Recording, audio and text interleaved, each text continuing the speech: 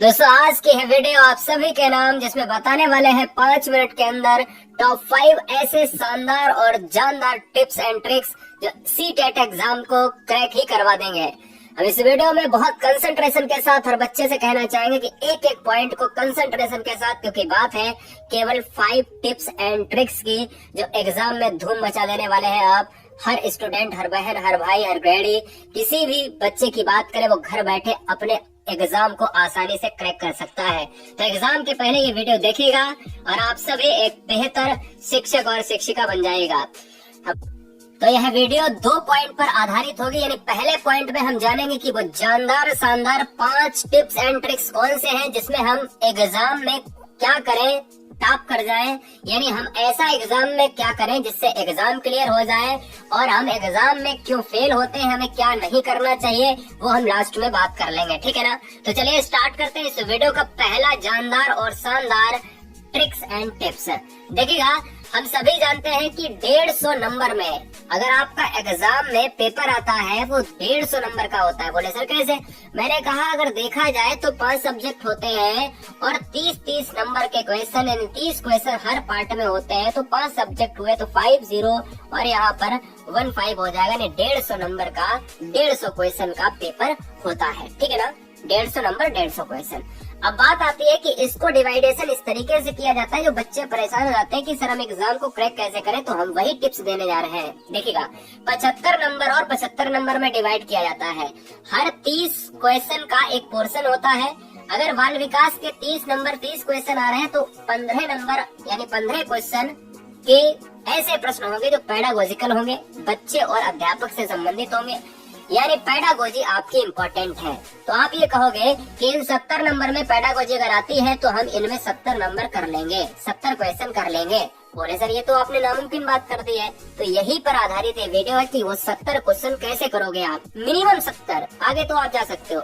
यही पेडागोजी आप 70 क्वेश्चन आसानी से कैसे कर सकते हो, यही 5 ट्रिक्स इसमें बताई गई है। तो देखिएगा, पहला यहाँ पर ये है टिप्स में कि बच्चा सर्वप्रथम बाद में अध्यापक, यानी जिस समय आप एग्जाम हॉल में बैठे होंगे उस समय अगर एग्जाम हॉल में क्वेश्चन पेपर को कर रहे होंगे तो 2-3 घंटे अपने आप को नीचा डाउन कर लेना और बच्चे को अधिकारी समझ लेना है।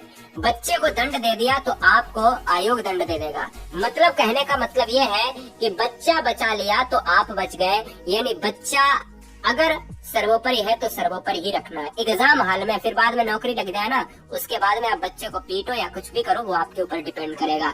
फिलहाल वहाँ पर बच्चे को सर्वोपरि रखना है। बच्चा बच गया तो आप बच गए, आप फेल होने से बच जाएंगे। जैसे आप कहोगे सर ये कौन सी बात है, जैसे एक बार क्वेश्चन में पूछा गया, पिछली बार ऐसे ही क्वेश्चन हर बार आ रहे हैं। हमने अपने सेशन में कराया भी है, 20 नंबर पे था। फिलहाल हम नंबर पे नहीं जाएंगे। हमें ये क्वेश्चन पढ़ना है कि किसी छात्र के बारे में अनुपस्थित रहने पर आप निम्नलिखित में से क्या उपाय अपनाएंगे। अगर ये क्वेश्चन आ जाता है तो उस समय हम कैसे बच्चे को बचाएंगे। तो याद रखना है कि भैया अगर क्वेश्चन को करना है तो हमने एक क्वेश्चन कह क्या रहा है, अगर आप एक अध्यापक हैं और आप क्या एक वैसा बच्चा है जो कई दिनों से स्कूल नहीं आ रहा है, यही तो कह रहा है क्वेश्चन। तो हमने पढ़ना है ऑप्शन, उसके बारे में कक्षा के छात्रों से पूछेंगे। हो सकता है भाई छात्र के उपस्थित रहने का सही कारण पता लगाएंगे और इस ओर ध्यान नहीं देंगे, अवश्य नहीं समझेंगे, या फिर जो है उसे दंड दे देंगे। तो मैंने कहा दंड नहीं देना है, बच्चे को दंड दे दिया तो आप फेल हो गए। छात्रों से पूछेंगे ये भी नहीं है। सबसे सटीक आंसर पेडागोजी मानती है।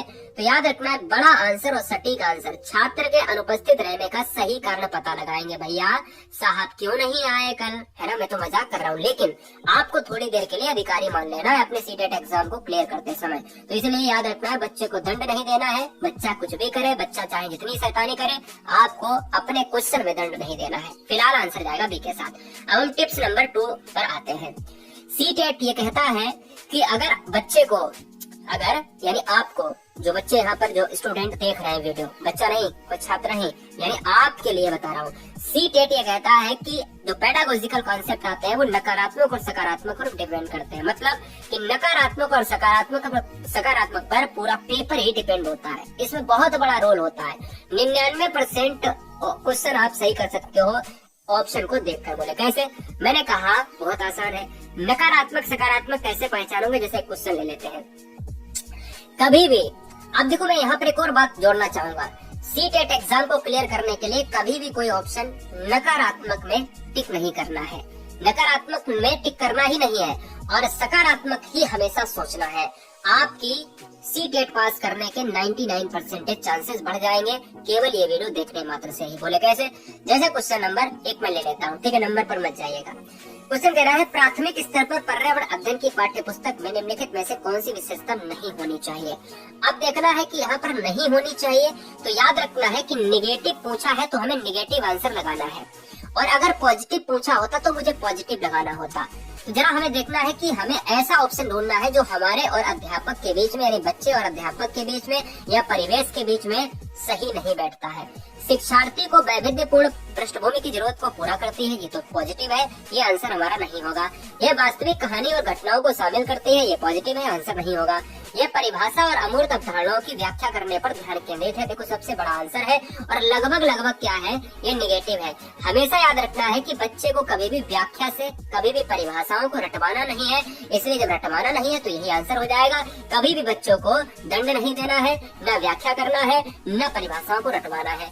अगर ये चीज समझ में नहीं आ रही तो अगले टिप्स में आपको समझ में आ जाएगी, ठीक है, अगले टिप्स में समझ में आ जाएगी, यानी टिप्स नंबर 4 में।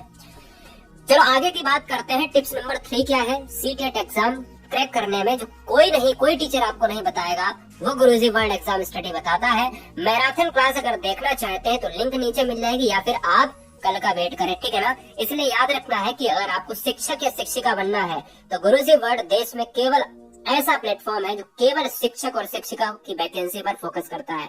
इसलिए अध्यापक वाला चैनल, अध्यापिका वाला चैनल गुरुजी वर्ल्ड है। अगर आप पहली बार वॉच किए हैं तो सब्सक्राइब कर लें। ये आपकी मर्जी है, आप कितने नंबर गेन करते हैं, क्योंकि ये वीडियो 100% नंबर गेन कराएगी। बड़ा आंसर, तीसरा टिप्स है ये कि बड़ा आंसर और पॉजिटिव आंसर। अगर उस समय आप सिचुएशन में फंस जाते हो जिस समय सीटेट एग्जाम में आप एकदम टाइम कम बचा है और एकदम से आपको एग्जाम का प्रेशर बढ़ गया है कि सर अब कॉपी भी जमा करनी है, गोले भी नहीं भर पाए, तो आपके सामने बुकलेट रखी होगी और उस समय आप 30 क्वेश्चन अगर बच गए आपके, तो फटाफट गोले पे भरो और एकदम देखो कि बड़ा आंसर इसमें क्या है, इसमें क्या है, इसमें क्या है, एबीसी एबीसी एबीसी में एक ऑप्शन ऐसा लेना है जिसमें बड़ा आंसर हो। बोले कैसे? ये भी सर कोई बात हुई? मैंने कहा बिल्कुल बात है। जैसे एक क्वेश्चन लेते हैं 4 नंबर, भाषा शिक्षण के संदर्भ में बाल साहित्य का उद्देश्य क्या है? क्वेश्चन क्या कह रहा है? अब मुझे वहाँ टाइम नहीं पता है, मुझे तो वहाँ पर दिख नहीं रहा कि क्वेश्चन क्या कह रहा है। मैंने आंसर पर यहाँ पर देखा सटीक में और मेरे पास टाइम नहीं है, तो मैंने क्या कहा, आंसर को क्लिक कर दिया। बड़ा आंसर है क्योंकि सबसे बड़े में यही लिखा हुआ है।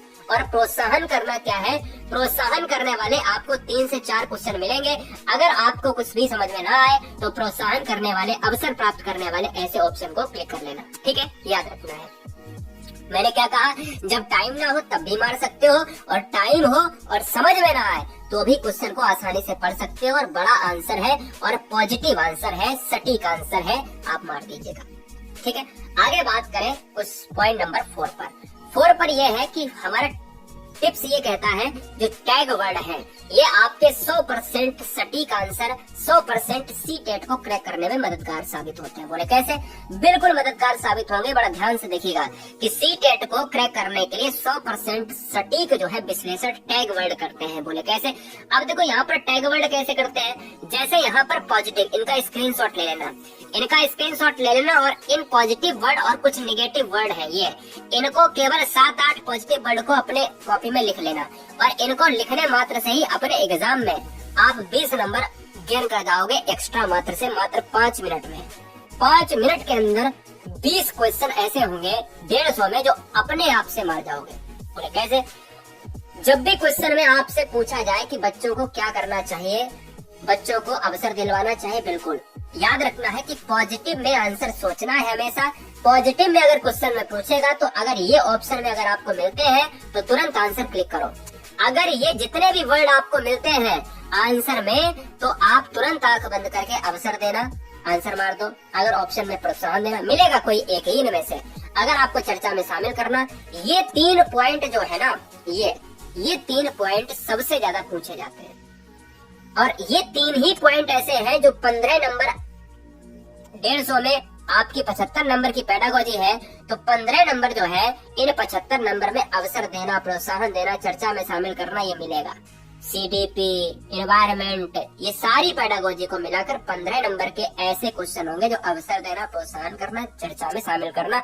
अगर ये ऑप्शन में होते हैं तो तुरंत आप क्लिक करके आंसर का गोला भर देना, ठीक है ना। सीखने को देना, सृजनात्मकता, ये सभी है। अर्थपूर्ण, भावपूर्ण, चित्र, भ्रमण, है ना। अगर किसी बच्चे का ज्ञान स्थायी करना है तो भ्रमण करवा देना, है ना। तो याद रखना है गतिविधियों में शामिल करना। चौथे नंबर पर सबसे ज्यादा जो पूछा जाता है वो यहाँ पर 1, 2, 3 के बाद गतिविधियों में शामिल करना बच्चों को, ये बहुत बार आता है, ठीक है। तो ये चीजें आपको याद रखनी है। जैसे ही ये वर्ड दिखे आपको, तुरंत आपको पॉजिटिव वे में मार देना है। अगर क्वेश्चन नेगेटिव में पूछा जा रहा है तो फिर क्या करेंगे? जब क्वेश्चन नेगेटिव में पूछा जा रहा है तो आप याद रखना है कि मुझे क्या नहीं करना चाहिए। तो बच्चे को कठोर नियम नहीं देना चाहिए, बच्चे को व्याकरण रटवाना नहीं है, कंठस्थ कराना नहीं है, व्याख्या कराना नहीं है, वर्णन करना नहीं है, परिभाषा सीखना नहीं है, दंड देना नहीं है, पीटना नहीं है, प्रधानाचार्य से परामर्श नहीं करना, खुद परामर्श करना है, ठीक है ना। त्रुटियां, बल देना, कम नंबर देना, केवल मात्र ये पॉइंट आपको याद रखना है कि अगर किसी क्वेश्चन में आप CTET एग्जाम में किसी क्वेश्चन का आंसर नहीं कर पा रहे हो और आपके पास 4 विकल्प हैं, तो उस समय आपको ऐसे विकल्प काट कर छांट देने हैं जिसमें केवल लिखा हो। केवल इसमें भी है तो नहीं आंसर होगा, केवल इसमें भी है नहीं आंसर होगा, तो हमारे पास एक ही ऑप्शन बचेगा, पहला। याद रखना है कि केवल वाला कोई भी आंसर आपको लेना नहीं है। जब पॉजिटिव वे में पूछा जाए, नेगेटिव वाले में पूछा जाए, तो हमने लिए हैं कुछ टॉपिक वर्ड्स। हमने कहा कि पियाजे, कोहलवर्ग, वाइगोस्की, इनको आपको पढ़ना है, ठीक है ना, जिसकी लिंक आपको नीचे मिल जाएगी। NCF 2005 से पढ़ना है, जहाँ से आपके 10 से 12 नंबर यहीं से आते हैं। NCF को पढ़ना है, NCF 10 मिनट का टॉपिक है, नीचे लिंक आपको मिल जाएगा, ठीक है ना। मूल्यांकन से आपके आएंगे, बुद्धि से आपके 5-6 नंबर आएंगे, ठीक है ना। आनुवंशिकता व वातावरण से आपके 2 नंबर आएंगे और अधिगम से आपके 2 नंबर आएंगे। और हम आपको बता देना चाहते हैं 1 नंबर पुस्तक से आएगा और 2-3 नंबर सृजनात्मकता से आएंगे। ऐसे टॉपिक वर्ड है जहाँ से सारे क्वेश्चन बनते हैं, ठीक है ना। पावलोव को पढ़ लेना है, तो ये सारे टॉपिक आपको 6 टॉपिक मिनिमम पढ़ने हैं। साथ ही साथ क्या ना करें एग्जाम के लिए, तो आपको याद रखना है कि हमें क्या नहीं करना चाहिए। हमें एक साथ गोले नहीं भरने चाहिए। हमें OMR मिलती है तो उस समय हमें याद रखना है कि हमारे पास अगर गोले होते हैं तो हम क्या करते हैं कि सारे पेपर को हम सॉल्व कर लेते हैं 150 नंबर का। 150 नंबर का सॉल्व करने के चक्कर में हमारे पास टाइम कम बचता है और हम गोले छोड़ देते हैं, फिर पेपर का मतलब नहीं है, तो आपके पास ही रह जाता है। तो इसलिए याद रखें कि एक क्वेश्चन पेपर का एक पेज अगर आप कर रहे हो तो उसमें 5 क्वेश्चन है, तो 5 क्वेश्चन को पहले भर लो, फिर दूसरा पलटो फटाफट 5 क्वेश्चन को कर लो, या 2 क्वेश्चन है, 3 क्वेश्चन है, जितने भी क्वेश्चन एक पेज में है तो उनको कर लो। या आपको नहीं अच्छा लग रहा है तो याद रखना है कि अगर CDP पहले आप कर रहे हैं तो 30 नंबर की CDP है, तो CDP को पूरा करके तुरंत भर ले। ये बिल्कुल ना करें कि बाद में आंसर करें। याद रखें कि जिस समय आप क्वेश्चन पेपर कर रहे होते हैं तो तुरंत आपको गोले भरने हैं, तुरंत आपको गोले भरने हैं। 5 क्वेश्चन कर लो, 5 फटाक से भर दो, फिर 5 कर लो आगे के, फिर फटाक से भर दो, ठीक है ना। पेपर को 2 राउंड में करें। अगर कुछ प्रश्नों पर डाउट आ रहा है तो तुरंत उसको गोला मारते आगे बढ़ जाए। और फिर से क्या करें, अगर आपने 150 क्वेश्चन में पहले राउंड में आपने कर लिए 90 क्वेश्चन, दूसरे राउंड में टाइम कम बचा है, आपने देखा कि ये हो सकता है, ये दूसरे 2 ऑप्शन नहीं हो सकते हैं, तो तीसरे में आपने चांस ले लिया। तो मैं कह सकता हूँ आसानी से आप दूसरे राउंड में पेपर को अच्छे से क्लियर कर पाएंगे। बड़ा आंसर और सटीक आंसर लगाना ये पेपर की जड़ी बूटी भैया, या जन्म घुट्टी, जो भी आप कह रहे हो, 100% पेपर में सफलता प्राप्त करने के लिए।